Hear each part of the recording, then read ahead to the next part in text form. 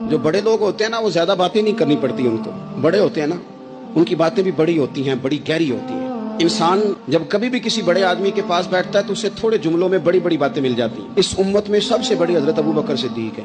لیکن بخاری شریف میں, شفا شریف میں حضرت ابو بکر صدیق کا فرمان, جو اپنے قرابت والے ہوتے ہیں یہ پیارے بڑے ہوتے ہیں. ہم جب دین کے رستے میں بھی کوئی چیز خرچ کرنا چاہتے ہیں نا تو پہلے ہم غور کرتے ہیں کہ بچوں کو ضرورت تو نہیں, اور دین بھی کہتا ہے جب نفلی وقت آئے خرچ کرنے کا تو دیکھ لو بچوں کو, گھر کو, بہن بھائیوں, یہ دیکھنے کے بعد تم دین کی طرف بڑھو.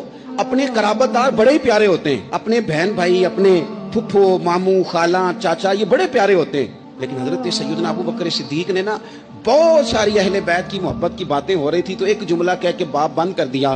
کہنے لگے میں ابو بکر صدیق ہوں, مجھے اللہ کی عزت کی قسم مجھے اپنے ہر رشتے سے زیادہ مدینے والے محبوب کا رشتہ عزیز ہے. محبوب فرمانے لگے تمہیں پتہ ہے جب کسی کے گھر میں بیٹی پیدا ہوتی ہے حضور کیا ہوتا ہے؟ فرمایا میرا مالک 2 فرشتے بھیجتا ہے. فرمایا وہ آ کے گھر والوں کو سلام کہتے ہیں, جنوں اور انسانوں کے علاوہ ساری دنیا ان کے سلام کو سنتی ہے. فرمایا پھر وہ فرشتے اپنے پروں سے اس بیٹی کو ڈھانپ لیتے ہیں اور پھر اس کے سر پر پھیرتے ہیں, اور فرمایا پھر وہ ان کے باپ کو کہتے ہیں ان کی صحیح طرح پرورش کرنا. پھر ان کے ذمہ داروں کو کہتے ہیں, ان کے خاندان کے بڑوں کو کہتے ہیں صحیح طرح پالنا. یہ لفظ سنو میرے محبوب کے. حضور فرمانے لگے رب کے فرشتے کہتے ہیں اگر تم نے صحیح پرورش کر کے بیاہ دیا تو اللہ قیامت تک تمہاری مدد کرے گا. حضرت رومی کہتے ہیں بادشاہ کو پتہ چل گیا کہ ایک آدمی نے بڑا اچھا باغ لگایا ہے, خوبصورت باغ ہے, مالٹے کا, کنوں کا باغ, بڑا پیارا. بادشاہ نے کہا ذرا جا کے دیکھتا ہوں. بادشاہ سلامت باغ دیکھنے آئے تو اب وہ مزدور آدمی تھا, عام آدمی تھا جس نے باغ لگایا, کسان تھا. اس کو کہا کہ چند کنوں توڑ کے لایا تو بڑے پیارے لگے. 1-2 اور لایا, کھائے, بڑے میٹھے, بڑے پیارے, بڑے توانا, بڑا مزہ آیا. تو بادشاہ کے دل میں خیال آیا کہ اس پہ قبضہ نہ کر لوں باغ پہ. اس کو کہا کہ اور توڑ کے لا, اور دل میں خیال ہے کہ یار اتنا اچھا باغ ہے قبضہ کر لیتے ہیں, ہماری حکومتیں قبضہ کر لیتی ہیں کہ جو چیز اچھی لگ جائے. اب وہ کسان 2-3 کنوں توڑ کے لایا, اس نے کھائے تو کھٹے نکلے, ترش تھے. کہنے لگا تجھے کیا ہو گیا ہے؟ تو بندہ بڑا صاحب دل تھا, کہنے لگا میں تو ٹھیک ہوں, آپ اپنی نیت سے پوچھیں کہیں خراب تو نہیں ہو گئی. تو کنوں میں بھی اس کا اثر آ گیا ہے. حضرت ابو ذر غفاری رضی اللہ تعالیٰ عنہ فرماتے ہیں کلمہ پڑھنے آیا, جب واپس جانے لگا تو حضور نے بڑی نصیحتیں فرمائی. ان میں سے ایک نصیحت حضور نے یہ کی, ابو ذر یاد رکھنا تمہارے غلام تمہارے بھائی ہیں. غلام تو وہ رہے ہی نہیں, انہیں تو مدینے والے رسول نے بھائی بنا دیا ہے.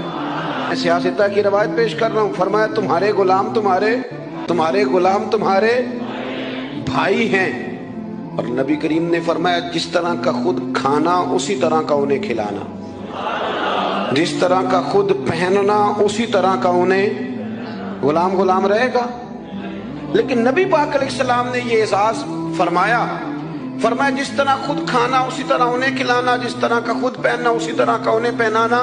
اور حدیث کا آخری جملہ یہ ہے کہ سرکار فرمانے لگے ان کی طاقت سے زیادہ ان پر بوجھ نہ ڈالنا. میرے حبیب کریم سید عالم علیہ السلام کے غلام فرماتے ہیں کہ نبی پاک صلی اللہ علیہ وسلم نے ہمیں مثال دے کے سمجھایا. مدینے میں جو قبیلہ سب سے زیادہ بکریاں پالتا تھا وہ بنو کلب کا قبیلہ تھا, اور فرماتے اتنی بکریاں تھیں کہ ان کی بکریاں ہم نے کبھی نہیں گنی تھی. نبی پاک علیہ السلام نے فرمایا جب شعبان کی 15ویں رات آتی ہے, ترمذی کا لفظ ہے, تو بنو کلب کے قبیلے کی بکریوں کے بالوں کی تعداد کے مطابق اللہ میری امت کے افراد کی بخشش فرما دیتا ہے. اور صحابہ کہتے ہیں ہمیں لگتا یوں ہے کہ جو کہ ہم نے جو چیز سب سے زیادہ دیکھی تھی وہ بنو کلب کی بکریاں تھیں, اس لیے نبی پاک نے ہمیں سمجھانے کے لیے ان کی بات کی, ورنہ اگر ہم نے اس سے زیادہ کچھ شاید دیکھی ہوتی تو نبی پاک اس کا نام بیان فرماتے. ہمیں سمجھانے کے لیے فرمایا بنو کلب کے قبیلے کی بکریوں کے بالوں کی طرح. کسی ایک بکری کے بال بھی بندہ گن سکتا.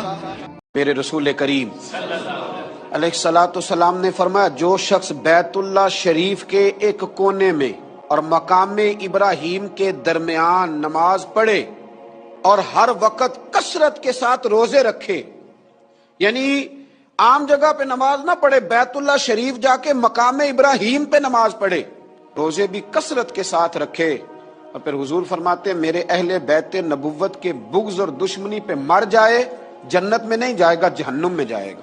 رکھے سنبھال کے اپنی نمازیں, چاہے بیت اللہ میں پڑھی ہوں.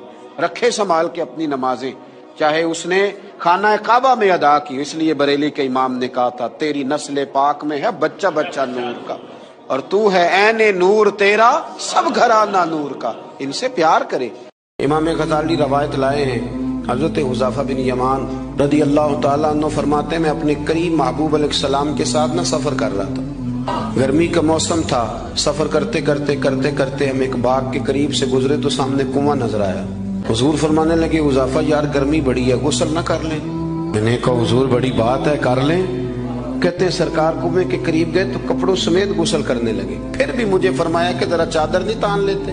کہتے میں چادر تان کے کھڑا ہو گیا. حضور غسل کرنے لگے تو پانی ٹھنڈا تھا، گرمی بھی بڑی تھی. حضور کو نہ ذرا لطف آیا تو فرمانے لگے تھوڑا اور نہ نہا لوں؟ میں نے کہا حضور نہائیں. کہتے ہیں سرکار کو اور لطف آیا، فرمانے لگے ذرا اور نہ نہاؤں؟ تو میں بڑا مطمئن تھا، بڑا راضی تھا کہ مجھے نوکری کا موقع مل رہا ہے. کہتے ہیں ایک دو دفعہ سرکار نے فرمایا، پھر حضور بس کرنے لگے تو میں نے کہا حضور تھوڑا اور غسل فرمائیں، گرمی بڑی ہے.